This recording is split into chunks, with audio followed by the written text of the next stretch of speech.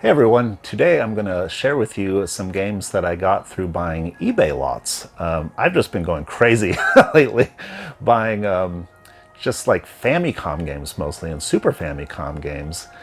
And I think the best way to do it is just buy these lots on eBay because a lot of times, people don't even know what games are in these lots they're selling. They'll maybe find a box at a garage sale or whatnot and just not even list the titles of the game. They'll just take a little photo of them and throw them up on eBay and hope for the best, which is good for people that can, spend a little time looking and sorting through the listings on eBay, because you actually save a lot of money doing that instead of buying games, individually.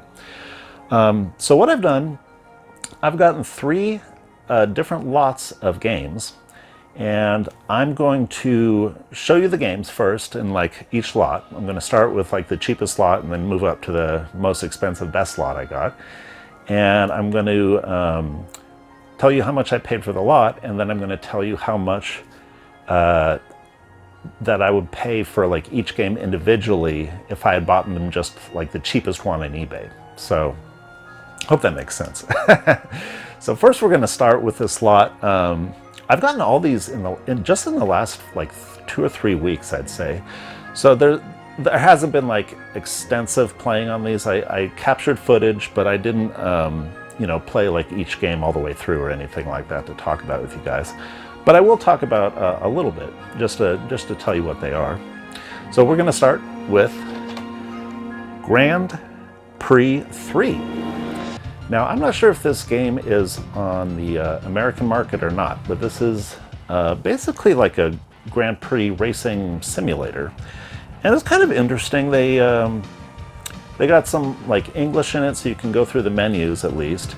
And then when you're actually in gameplay, they kind of use like the old Mode 7 graphics that like kind of rotate the track around. So I thought it was kind of interesting.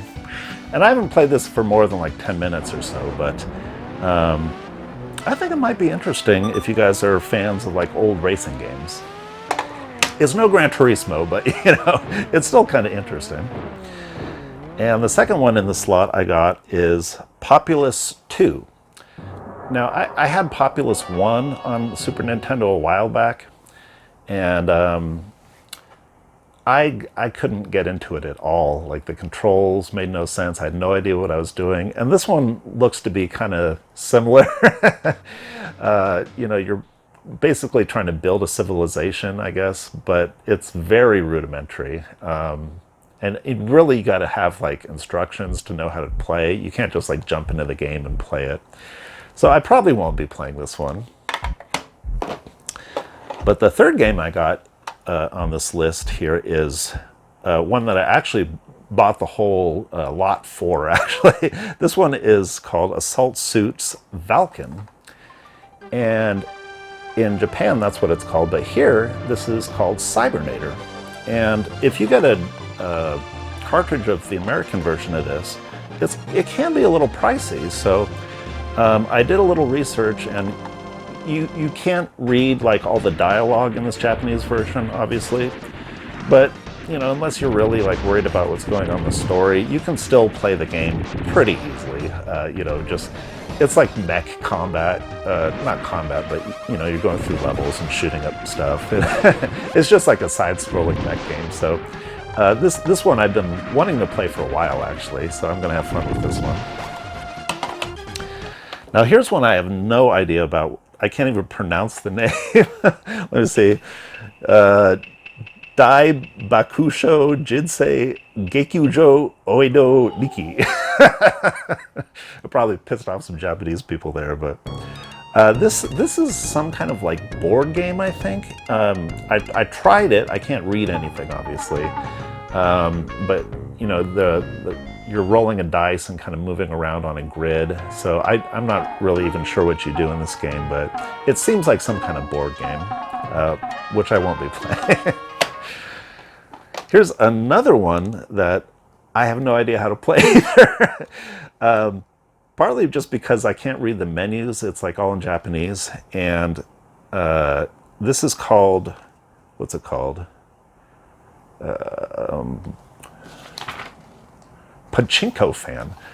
Now, pachinko is a kind of like I think it's like a gambling game almost in Japan. It's very popular there. It's, you know, a physical game rather than a video game most of the time. And you'll see the Japanese just sitting at these machines for hours, like shooting these little balls into little targets and stuff. I'm not really even sure how to play it. But I don't know, this could be interesting if you like that kind of stuff. I'll give it another try and try to just figure out how to get into the game and play it. But yeah, pachinko fan. Here's one I wish I could play. This is Tactics Ogre. And this never came out on the American Super Nintendo, I don't believe, but it's like a strategy RPG. And it looks like it's really well made, actually. I think it's even made by Squaresoft, maybe? Oh, no, it's made by Quest. But I think they remade this game and put it on the PS1 for us in America here to play. And that version's quite expensive. So I wish I could play this, but unfortunately I don't read Japanese, so this one's going to be sold again. Here's one I could play. This is called Zardion, and this is another side-scrolling mech game. And it looks a lot more simple than Cybernator does, or, you know, Assault Suits Falcon. And I'm actually not really sure if it's a very good game. I think I have to like reset it or something, because when I got into it, all the levels seem to be open already. It was a little strange. So I think there might be some kind of save on here already. I don't know though. I'm gonna have to experiment with this some more. But it seems like it could be decent. Could be. Now here's an excellent game.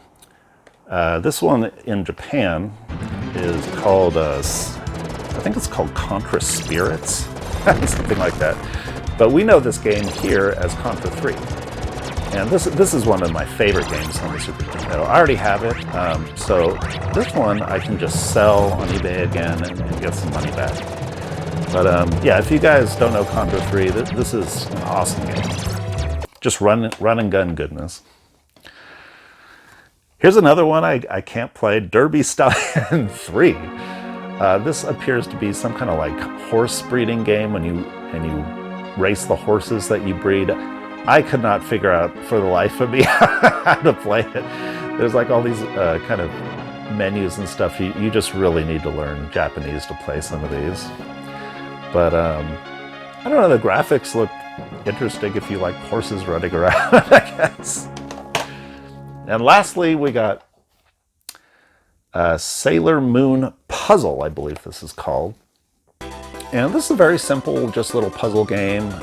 You know, you got little, I don't want to say it's like Tetris, but you've got kind of the same idea, little blocks falling down, and you got to, you know, eliminate the blocks to win the game. It's actually not a very good game, I don't think. But my wife is a big fan of Sailor Moon, so I think I'll keep this one just so she can play it. But if she doesn't like it, you know, I'll just sell it again. Sailor Moon Puzzle. So that is it for the first lot I got. How many games we got here? 10 altogether, I think. Yeah, 10 games altogether, all Super Famicom. And I paid $40 total for this lot off eBay. But if I bought each one of these games individually, it would have been $147. So I thought that was a pretty good deal. And I'll just get my money back right away selling the ones I already have or don't want. So that's the way to go. Oh, and by the way, I actually cleaned all these games up before I'm showing you today. So I don't like putting dirty games in my Super Nintendo, for one.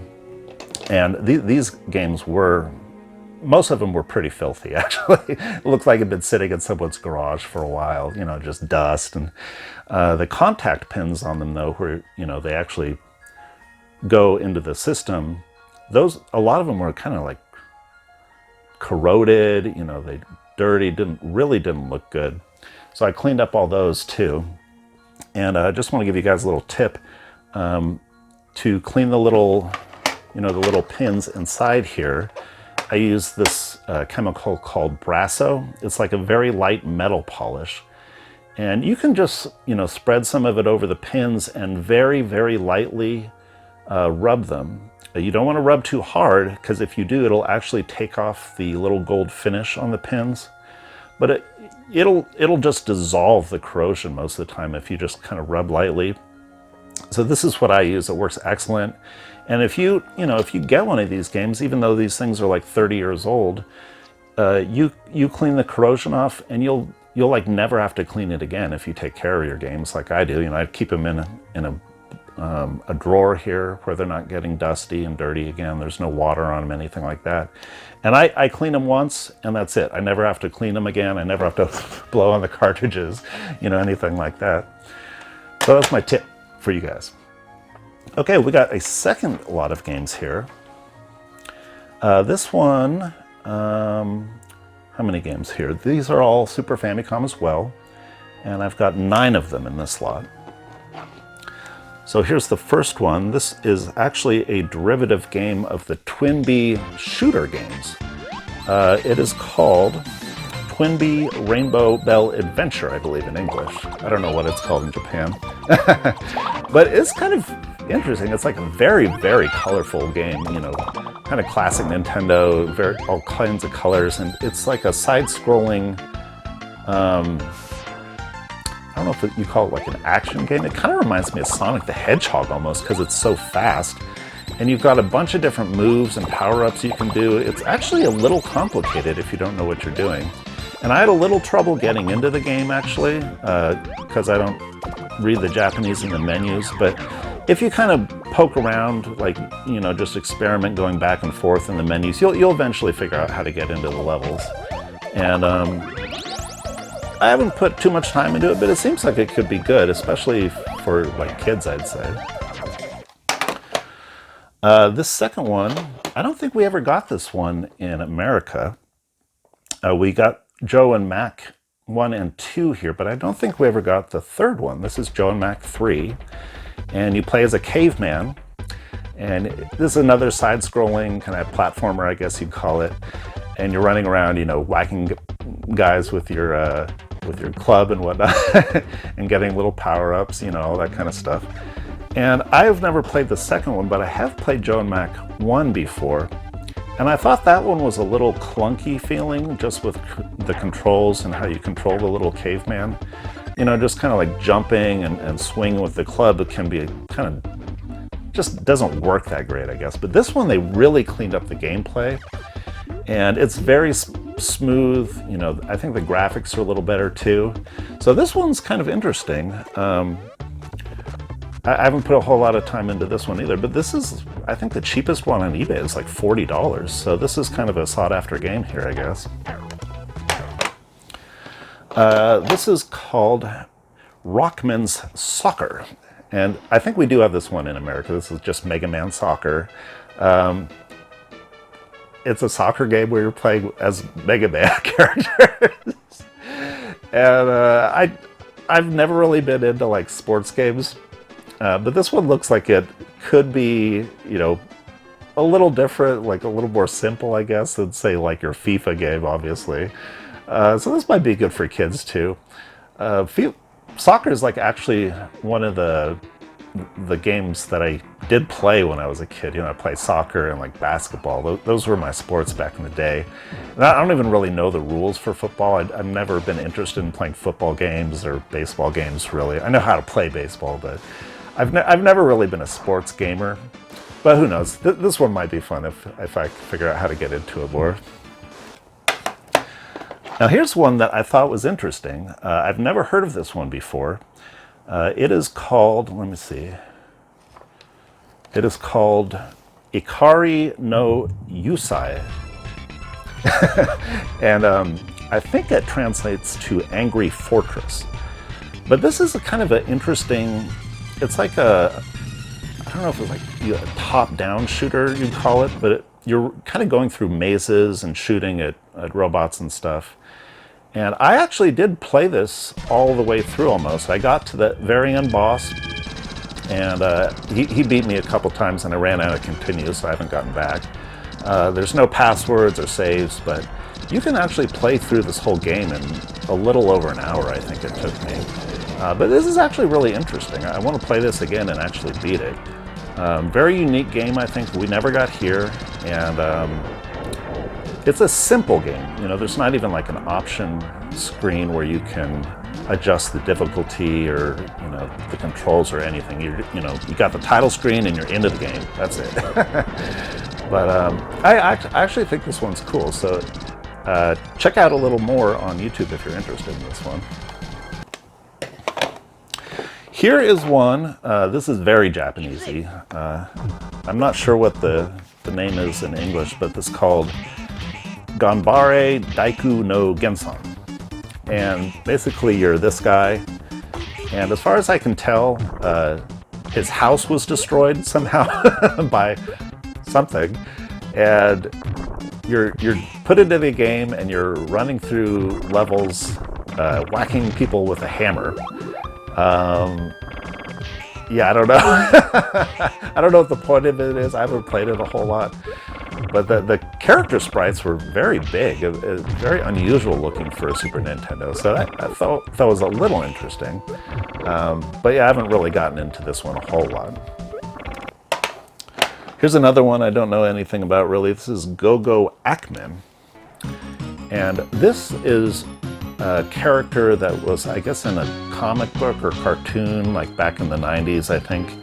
And this Go-Go Ackman was some kind of character made by the same guy that did the Dragon Ball games, or the Dragon Ball, manga back in the day. So it's kind of like some kind of, I don't think it's related to the Dragon Ball universe, but it's some kind of character of his, and it is another side-scrolling game.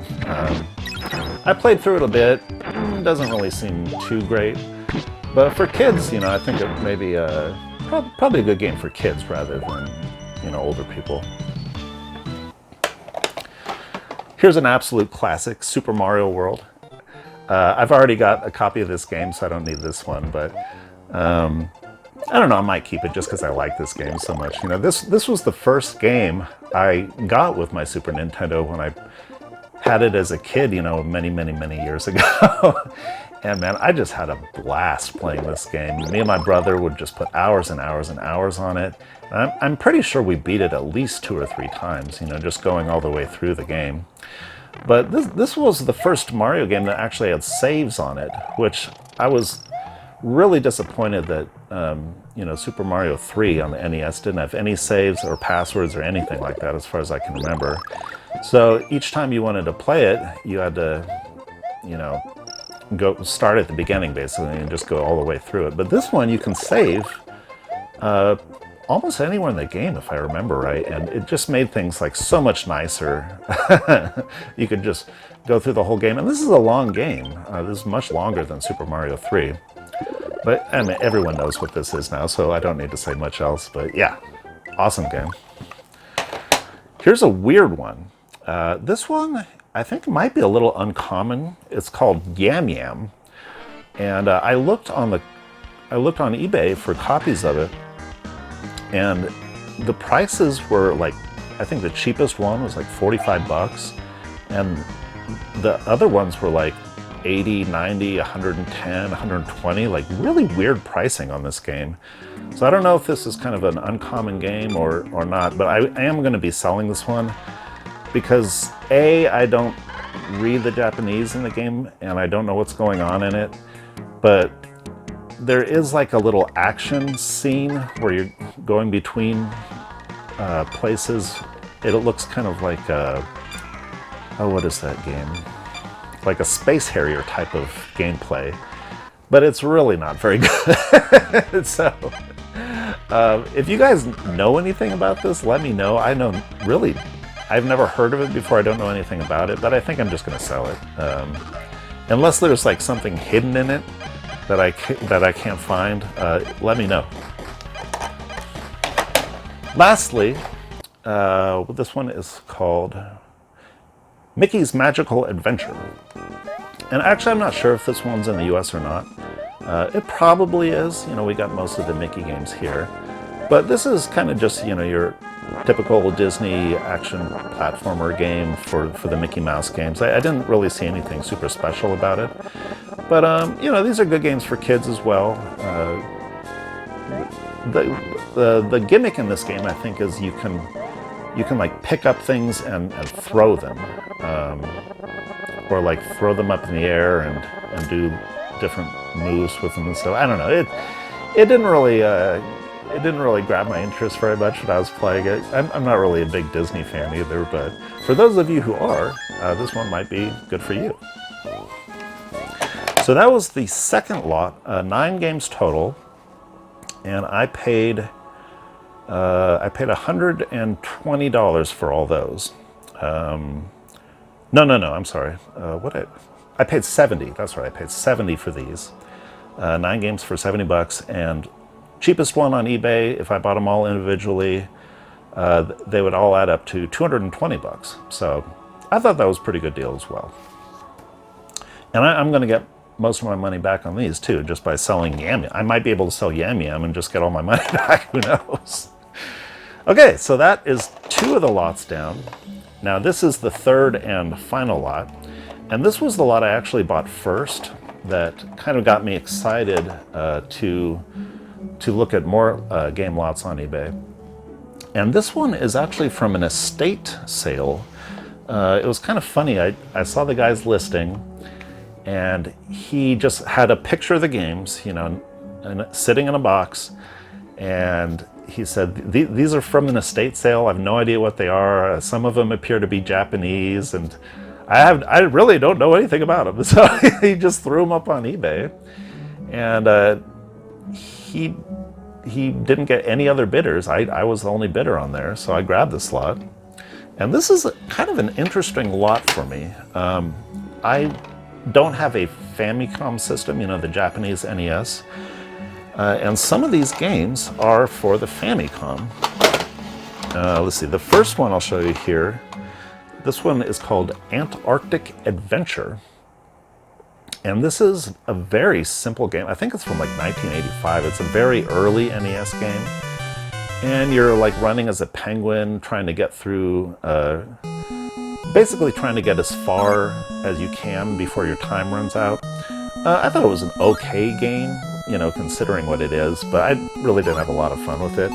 And these Famicoms are a pain in the butt to open up and clean, because there's no screws where you can just, you know, unscrew the cartridge and open it up.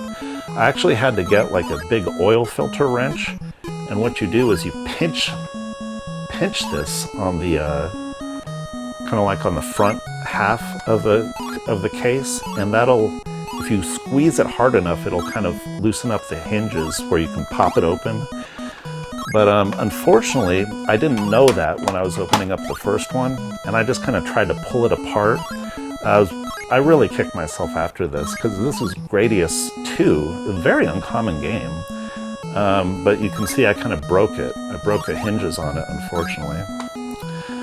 And oh, since I don't have a Famicom system to play these on, what I did, I bought this little adapter. This is from Old School. And what you do is you just pop the cartridge in like that, and you stick it in your regular NES. And unfortunately, I don't know what it is. Some of these games work and some of them don't. Like this one is an earlier game, where I think this one is maybe a little later on the Famicom.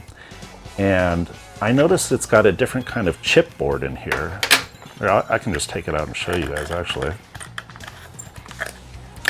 See, it's got kind of these bigger boards, whereas like the board in this is just like half the size. And you know, I cleaned it up. It looks perfect, but it just won't play. So I'm thinking there is some kind of, you know, like protection on it. You know, like a region lock or a lockout chip, something like that. I haven't really found much information on it, surprisingly. So if you guys know, please let me know. Is there like some trick you can do to get these things working? I got another one here. This is called Zoids. This one's got the same kind of chip in it, and it won't work. This is some kind of like what's it? It's like a role-playing game, I think, where you're like a mech. I don't know. I looked at a little bit of gameplay online, but it didn't look like anything I would be able to play without knowing Japanese. The one that was kind of a bummer, though, was this one, Super Mario 3. Isn't that a cool little cart? I was kind of, I don't need this game. I just wanted to play it on the Famicom, just for something different. But this one's got the same kind of chip. I can't get the game to work for whatever reason. It's very strange. But I did get another one here. This is the first Super Mario Brothers.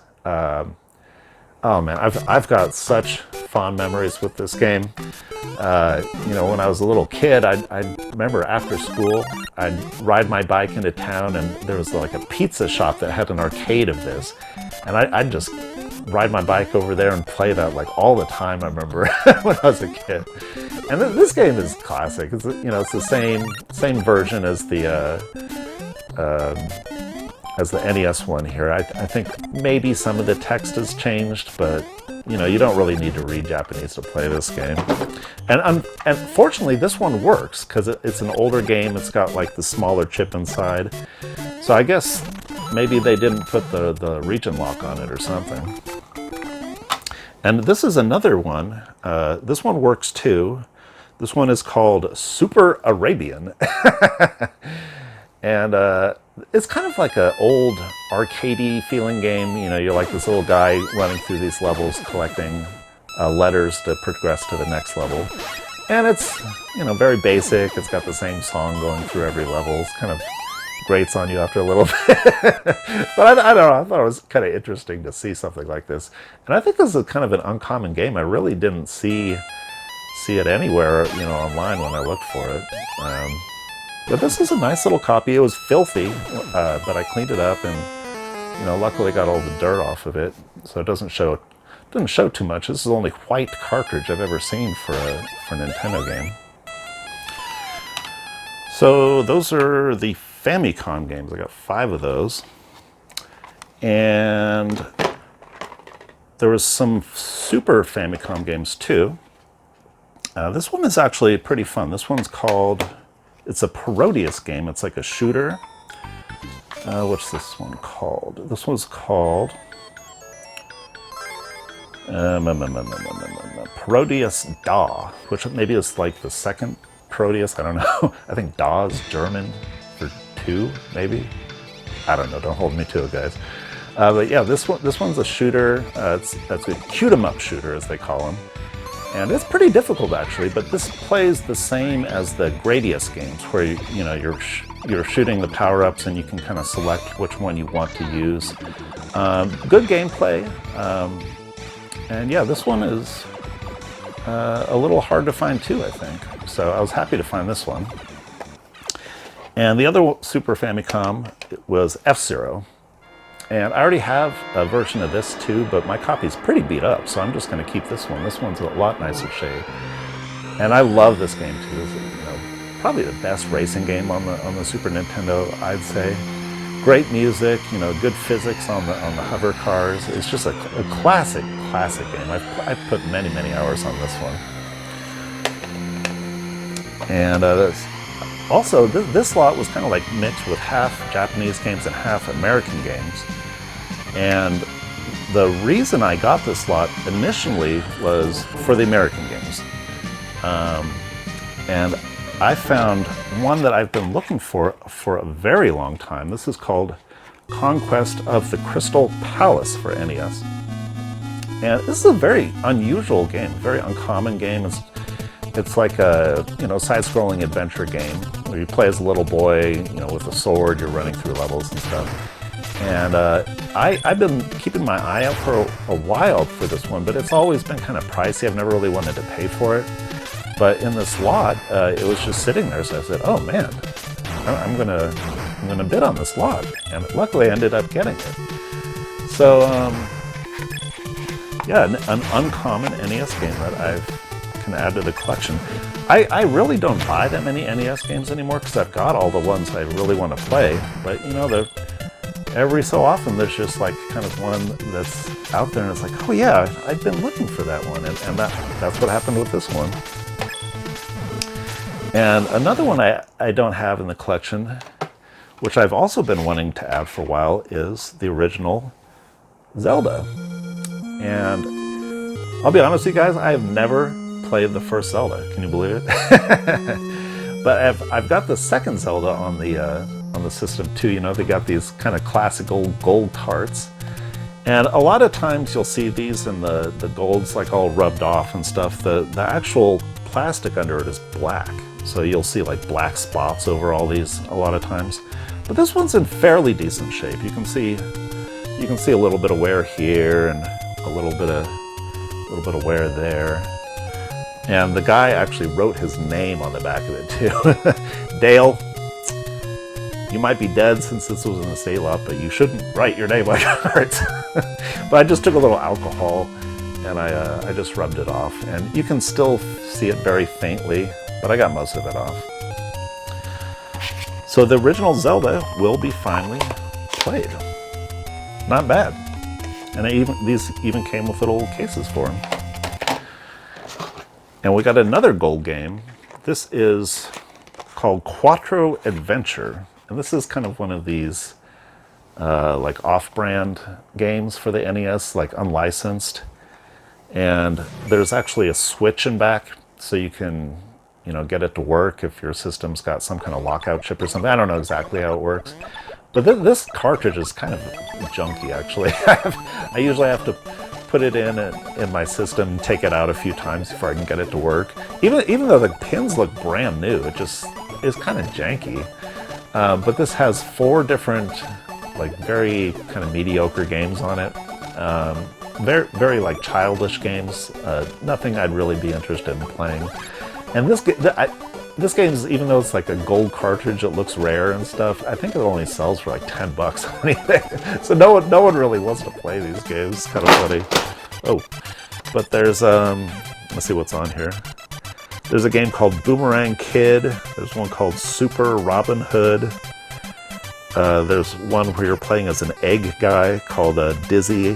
And then there's Linus Spacehead. And I didn't try all of these, but I tried a few of them. And they're not that great. And it came with 3 Super Nintendo games, American ones. I got Street Fighter II Turbo. I've got the original Street Fighter II, which I played the hell out of with my cousin back in the day. I've never played this one though. It seems like it's the same game, but you can just like adjust the speed of the gameplay. So it's a little gimmicky, I think. I'm not sure if I'll keep this one or sell it. I don't think it's worth a whole lot. I can probably sell it for like $15 or something. But I might hang on to it just to, you know, something different, I guess. And I do like Street Fighter, and this is like the first Street Fighter 2 version that I played. I know the other ones for like the PS1 are a lot better, but this one still holds up, I think. And I think it is better than the Sega Genesis one. I know some people prefer the Sega Genesis one, but I just like, you know, the sounds and the, you know, everything about this game just has like nostalgia for me, you know. And another version of Super Mario World. This one I already talked about. This is pretty good shape, so I think I'll be able to sell this for like $15. You know, just get a little money back. And the last one here is Zelda: Link to the Past, which I already have. You know, I've got a complete in-box copy of this game. I love this game. But I was happy to see this in the lot because I can just flip this and get, I think it goes for like $45, so I can get, you know, money back for this and for the lot. Now for this lot, it's 15 games total. I paid $120 for this one. I was the only one that bid on it, so I got the starting price. But I looked on eBay, and if I bought these games separately, I would have paid over $300. Not a bad deal. Oh, and it actually came with one last game that I didn't look at this one too much. This is a PS1 Japanese game. It's like a Ganbare Goemon game. Uh, lots of games in the series. I've never played any of them. This one looks like another one where you need to read Japanese to know what's going on in the game. So I really don't know what I will do with this one. But there's like a random game they had in there. But that's it, guys. Thanks for sitting by with me and seeing all these cool games. And hope maybe some of them will bring back memories for you, or give you some ideas about some kind of, Famicom games that you never even knew about. You might want to get yourself. So hope you had enjoyed, and I will see you next time. Take care.